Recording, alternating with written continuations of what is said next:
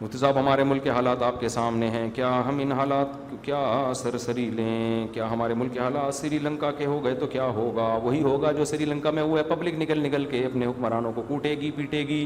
اس وقت ہمارے ملک کو بالکل گروی کر دیا گیا ہے ڈالر کی وجہ سے، ہم قرضوں کی وجہ سے ہمارے بچے بھی قرضوں تلے ڈب گئے ہیں۔ کہ عوام الناس کو اس بات پر متفکر کرنا تاکہ لوگ اللہ تعالیٰ کی طرف متوجہ ہوں۔ عوام کو بندہ ملا تھا، عوام نے جو بندے کا حشر کیا ہے وہ سب کے سامنے ہے۔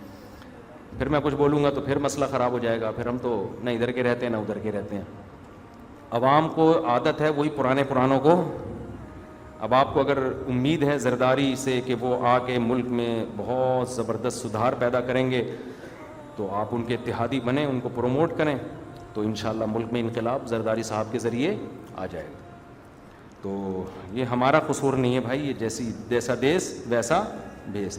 اچھا ایک بات خوب اچھی طرح سمجھ لیں، اصولی بات ہے۔ دیکھو میں کبھی ممبر پہ نہ کسی کے کام کی تعریف تو کرتا ہوں، کسی سیاستدان کا نام لے کر اس کی حمایت نہیں کرتا کہ یہ اچھا ہے یا یہ برا ہے۔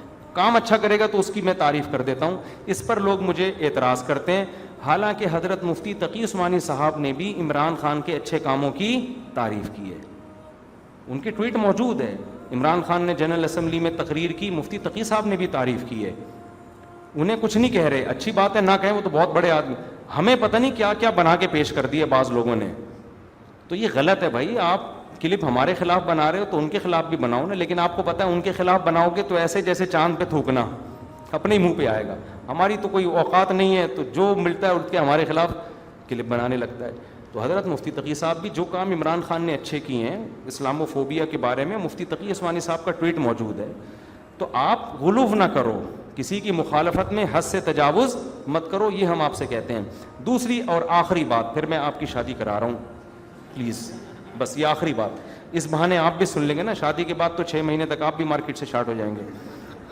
6 مہینے بعد پتہ چلے گا ڈالر کہاں سے کہاں پہنچ گیا دولہا کو، 6 مہینے تک دولہا کو ڈالر کا پتہ نہیں چلتا۔ دیکھو جب بھی کسی سیاستدان کے حق میں یا مخالفت میں تبصرہ کرو، خوب سن لیں، جو میں ابھی تجزیہ کر رہا ہوں نا، اگر آپ میچور ہوں گے نا تو 20 سال کے بعد آپ کا بھی یہی تجزیہ ہوگا۔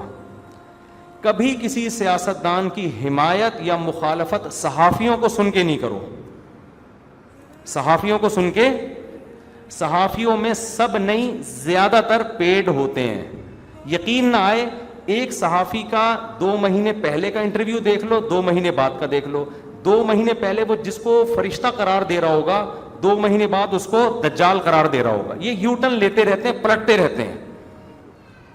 کووڈ-19 میں نے بہت سننا شروع کیا تھا، جب کووڈ آیا تھا نا، صحافیوں کی رپورٹیں روزانہ بدل رہی تھیں، جو پالیسی ہوگی ویسے اس کے حساب سے یہ بیان دیتے ہیں۔ یہ ان کو لفافے ملتے ہیں، ان کی پالیسی ہوتی ہے۔ اللہ ماشاءاللہ چند ایسے ہیں جو حق پرست ہیں، ان کو اس سے کوئی غرض نہیں ہوتا، لیکن وہ مارکیٹ میں کیا ہیں؟ کم ہے، کیونکہ حق پرستی پہ اتنا پیسہ ملتا نہیں ہے۔ زیادہ پیسہ عام طور پہ غلط چیز پہ مل رہا ہوتا ہے آپ کو، کہ یار یہ بیان دے۔ اب میں اگر بکنا چاہوں، آپ کا کیا خیال ہے؟ کیا میں 1 کروڑ روپے لے لوں اور غلط بیان نہیں دے سکتا میں؟ ابھی تو لوگ مجھ پہ آ رہے ہیں کہ آپ ہمارے ہوٹل کا ریبن کاٹ دیں، افتتاح کر دیں، آپ ایک سموسہ ہماری دکان پہ کھڑے ہو کر کھا لیں۔ میں کہتا ہوں بھائی میں کمرشل نہیں ہوں، لیکن میں اپنے ریٹ اگر لگانا شروع کر دوں کہ میں آپ کی دکان پہ ایک سموسہ کھا کے آپ کی تعریف کروں گا، میرا خیال ہے 1 لاکھ روپے مجھے اس سموسہ کھانے کے مل جائیں گے۔ لیکن نہیں، یہ غیر اخلاقی حرکت ہے، علماء کمرشل ہو جائیں۔ میں تو ایک ہوٹل میں کھانا کھانے گیا، انہوں نے کہا ویڈیو میں ہماری تعریف کرتے ہیں، بڑا اچھا کھانا ہے۔ میں نے کہا یار کھانا بھی اچھا تھا، آپ بھی اچھے ہیں، لیکن اگر میں ویڈیو میں تعریف کروں گا لوگ سمجھیں گے مفتی صاحب اس کے پیسے لے رہے ہیں، کمرشل ہو گئے ہیں، اب اپنے آپ کو کیش کرانا۔ تو یہ فنکار اداکار کمرشل ہو جائیں یہ برے نہیں لگتے، یہ ٹھیک ہے۔ علماء اگر کمرشل ہو جائیں تو یہ اخلاقی، حلال حرام کی بات نہیں، غیر اخلاقی حرکت ہے۔ تو صحافیوں کو دیکھ کے یہ تجزیہ کرنا کہ عمران خان غلط ہے یا نواز شریف غلط ہے، نہ، صحافیوں کا پر کوئی بھروسہ نہیں کیا جا سکتا، الا ماشاءاللہ چند ایک کو چھوڑ کر۔ اب میں نام ان چند ایک کے لوں گا تو پھر غلط ہو جائے گا نا، پھر میرے پر ایک کہ ان کو کیوں، ہم کیا کرپٹ ہیں، جو مولانا طارق جمیل صاحب کے ساتھ حشر ہوا تھا۔ آپ نے تجزیہ کیسے کرنا ہے یہ سمجھ لیں کس کو ووٹ دینا ہے, کس کو نہیں دینا, کس کو پروموٹ کرنا ہے, کس کو نیچے گرانا ہے, کس کی حمایت کرنی ہے, کس کی. اس کا اصول یاد رکھیں.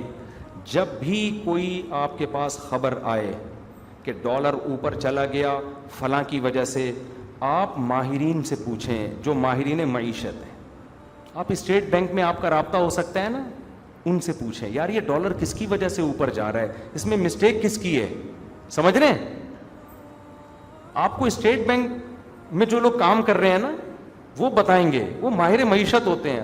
آپ کسی اکنامکس کے ماہر سے پوچھیں جو آپ پاکستان کی خارجہ پالیسی پاکستان کے لیے اچھی تھی یا بری تھی, یہ بات آپ کو آپ کے ملکوں کے جو سفیر ہیں نا دوسرے ملکوں میں, ان سے آپ پرسنلی ملاقاتیں کریں, ان سے پوچھیں کہ یار آپ کا وزیر اعظم پاکستانیوں کے لیے اس ملک میں کیا کر رہا ہے, ذرا رپورٹ پیش کریں. وہ بتائیں گے, یہ خبر ہوگی آتھینٹک. جب تک آپ کے پاس ایسے ذرائع نہیں ہیں, اللہ کا واسطہ نہ کسی کو برا کہیں نہ اچھا, کیونکہ قیامت کے دن اس کا آپ کو جواب دینا پڑے گا. اللہ کہتے ہیں لا تقف ما لیس لک بہ علم, جس چیز کی دلیل تمہارے پاس نہیں ہے اس کے در پہ مت ہو, اس کے پیچھے مت چلو, اس پہ تبصرے مت کرو. اتنا ایک دوسرے کو لتاڑا جا رہا ہے نا, حالانکہ دلیل کسی کے پاس بھی نہیں ہوتی. دلیل یہ ہوتی ہے میرے قائد نے یہ فرمایا ہے. او بھائی تمہارے قائد تو فرمائیں گے, قائد کی مخالفت میں دلیل کیا ہے, اپوزیشن لیڈر نے ان قائد کے بارے میں یہ فرمایا, بھائی وہ تو فرمائے گا نا, اس کی تو دکان بند ہو رہی ہے. اپنے لیڈروں سے پوچھ رہے ہوتے ہیں, لیڈروں سے پوچھ رہے, یہ ایسے جیسے ساس سے پوچھ رہے ہیں کہ بہو کیسی ہے, اور بہو سے پوچھ رہے ہیں کہ ساس کیسی ہے. یہ کون سا تبصرہ ہو گیا بھائی, یہ کون سا طریقہ ہو گیا. نیوٹرل لوگوں سے, جب تک ہمارے نیوٹرل لوگوں سے رابطے نہیں تھے ہم نے بھی بڑی چوٹیں کھائی ہیں. اب جب جیسے میڈیکل سائنس کا مسئلہ آتا ہے نا, میں صحافیوں سے تھوڑی پوچھتا ہوں, میں ڈاکٹروں سے پوچھتا ہوں. کووڈ-19 آیا تھا, آپ دیکھیں جو میرا پہلے دن تجزیہ تھا آخر تک وہی رہا ہے کووڈ-19. بہت سے لوگوں نے کہا یہودی سازش, یہ سب بکواس ہے, ڈرامہ ہے. لاکھوں لوگ موت کے لقمے, موت کے منہ میں چلے گئے. ہمارا جو پہلے دن سے اسٹیٹمنٹ تھی آخر تک وہی. کیوں؟ جامعۃ الرشید نے رابطہ کیا بڑے بڑے ملک کے ڈاکٹروں سے جو دیندار بھی تھے, اپروچ کی, وہاں تک پہنچے, اندر سے رپورٹیں آئیں وہاں سے سامنے کہ بھائی یہ حقیقت میں بیماری ہے اور یہ دنیا میں وبا کی طرح تیزی سے پھیلے گی, بہت لوگ لقمہ اجل بنیں گے. اور ہوا یہ, دنیا کی معیشت ٹھپ ہو جائے گی, کاروبار ٹھپ ہو جائے گا. یہ اس وقت کی بات ہے جب یہ ہوا کچھ بھی نہیں تھا, لیکن وہی سب کچھ ہوا. تو جب تک میں جب ملیشیا گیا میں وہاں کے سفیر سے ملا ہوں, میں ازبکستان گیا وہاں کے سفیر سے ملا. تو میں ملکوں میں جب سفر کر رہا ہوں وہاں کے سفیروں سے پوچھتا ہوں یار اس حکومت نے کیا کیا, پچھلی والی نے کیا کیا. یونائٹڈ نیشن میں تقریر اگر کسی نے کی اس کے کیا اثرات ہوئے دنیا پہ, یہ آپ کو ہمارے سیاسی لیڈر تھوڑی بتائیں گے. تو جب تک آپ کے پاس آزاد ذرائع سے آپ کو اطلاع نہ ہونا کہ کون کیا کر رہا ہے, اس وقت تک تبصرہ کرنا چھوڑ دیں. سمجھتے ہو؟